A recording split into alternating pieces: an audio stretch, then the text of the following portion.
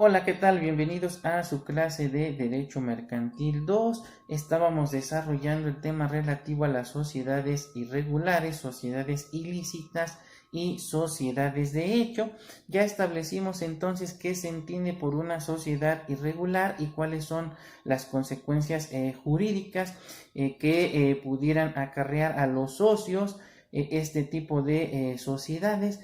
Consecuentemente, en el presente video vamos a analizar lo concerniente a la sociedad ilícita, partiendo por establecer un concepto de lo que se debe entender por una sociedad de esta naturaleza. Entonces vamos a establecer que una sociedad ilícita es aquella que tiene por objeto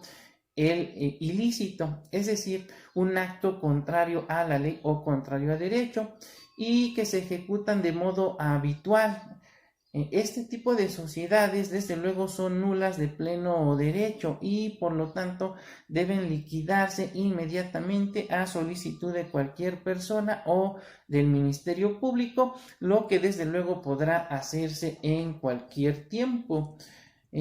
Conviene advertir que la ilicitud de la sociedad puede ser genética o superveniente. En el primer caso, se supone que la sociedad se constituye con un objeto que ya de inicio es ilícito, mientras que en el segundo caso la ilicitud se presenta durante el transcurso del tiempo. Un claro ejemplo de este último es el supuesto en que la sociedad se constituyó para fabricar, distribuir o comerciar algún medicamento cuyas propiedades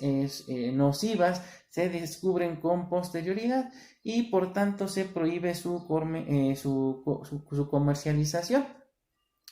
Sin embargo, la sociedad decide de alguna manera en forma contraria a la ley seguir cumpliendo con el objeto de la sociedad, lo que desde luego ya lo convierte en un acto ilícito. Y esto encuentra su fundamento en lo dispuesto por el artículo tercero de la Ley General de Sociedades Mercantiles.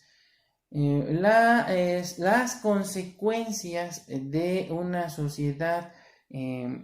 ilícita, desde luego, es que este tipo de sociedades deben ser declaradas nulas de pleno derecho. Por lo tanto, como ya lo habíamos comentado, debe declararse su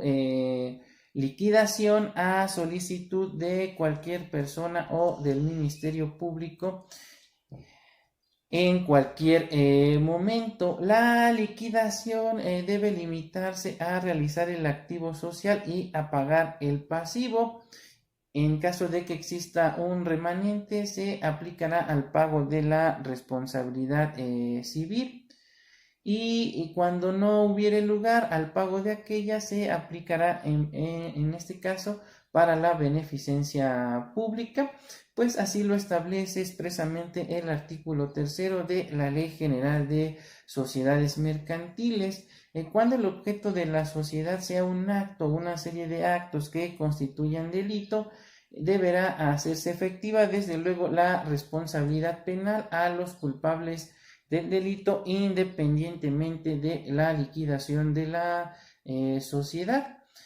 Cabe precisar que la responsabilidad penal de las personas morales fue un tema discutido durante mucho tiempo, al grado que la doctrina penal clásica llegó a considerar que solo las personas físicas tenían responsabilidad penal, en virtud de que las personas morales carecían de ese elemento volutivo, es decir, no tenían dolo ni culpa. En consecuencia, no se les podía fincar responsabilidad penal, sino que única y exclusivamente se hacía responsable penalmente a sus miembros o representantes. Sin embargo, dicha situación, como ya lo habíamos comentado en otra sesión,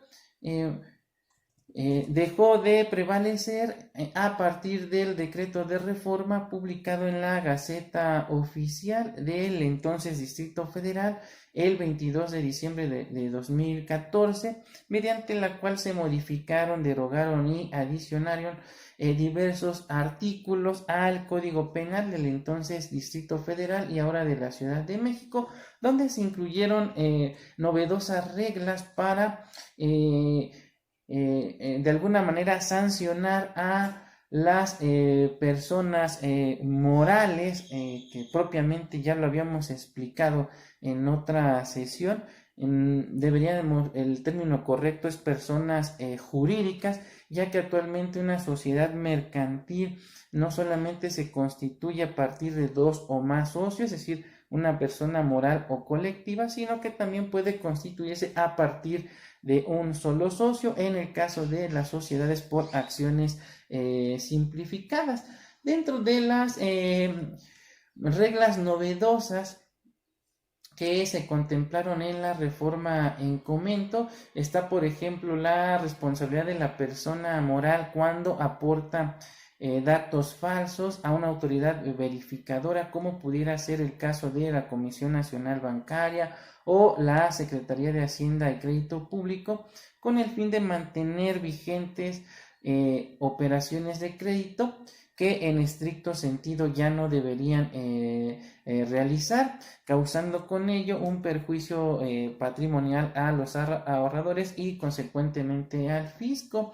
Asimismo, se incluyeron causas no excluyentes de la responsabilidad penal para las personas morales o jurídicas cuando alguna de estas favorezca a las personas físicas que actuaron en su nombre y participación, o bien por la escisión, transformación o disolución de la sociedad. De la misma forma se estableció un conjunto de principios garantistas para las personas jurídicas o morales, dentro de las que destacan el principio de proporcionalidad de la pena, así como de circunstancias atenuantes de la responsabilidad penal para aquellas personas morales o jurídicas que colaboren en la investigación del delito.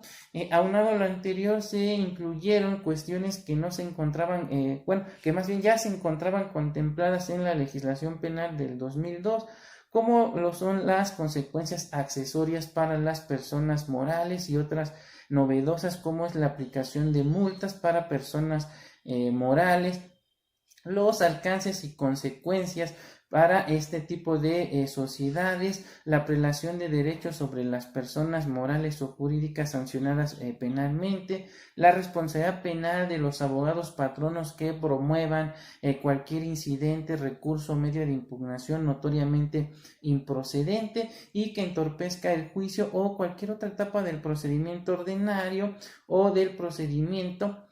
para personas jurídicas o morales que motive su dilación, así como diversas sanciones cuando determinados delitos sean cometidos en beneficio de la persona moral o jurídica. La multicitada reforma a la que estamos haciendo alusión, ya como lo habíamos comentado, encuentra su origen en la suscripción de diversos tratados internacionales que México ha suscrito como por ejemplo la Convención de las Naciones Unidas contra la Delincuencia Organizada y Transnacional y la Convención de las Naciones Unidas contra la Corrupción, que permite a los estados regulen o normen en materia de responsabilidad de personas morales. En concordancia con lo anterior, entonces se adicionaron diversos artículos del Código Penal de la Ciudad de México, como lo son el 27 al 27 quintos del Código Penal para la Ciudad de México, donde se contemplan estas cuestiones novedosas de las que estamos haciendo referencia. Y asimismo hay que recordar que una vez que se publicó el Código Nacional de Procedimientos Penales, pues se estableció dentro del mismo un capítulo especial, en este caso en los artículos 421 425, para substanciar aquellos procedimientos en los que se vean inmiscuidos las personas jurídicas o morales en la comisión de algún delito. Sin duda alguna, todas y cada una de las reformas que estamos haciendo referencia representan un cambio sustantivo en la materia penal y por ende en lo relativo a las sociedades ilícitas, pues de alguna manera suponen una ampliación en el tema al establecer procedimientos y sanciones que tienen por objeto primordial mitigar la impunidad que suele caracterizar a los delitos de cuello blanco. Consecuentemente, como ya lo habíamos precisado,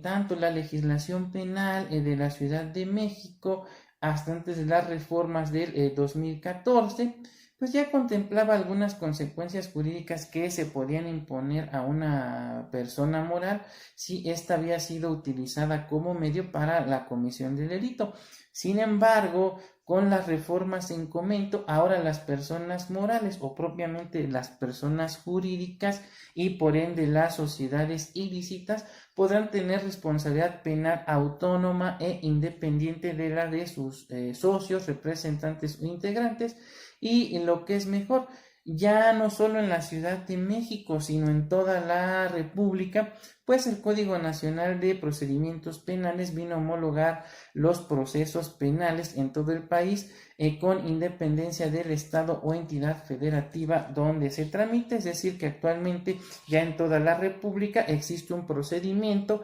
para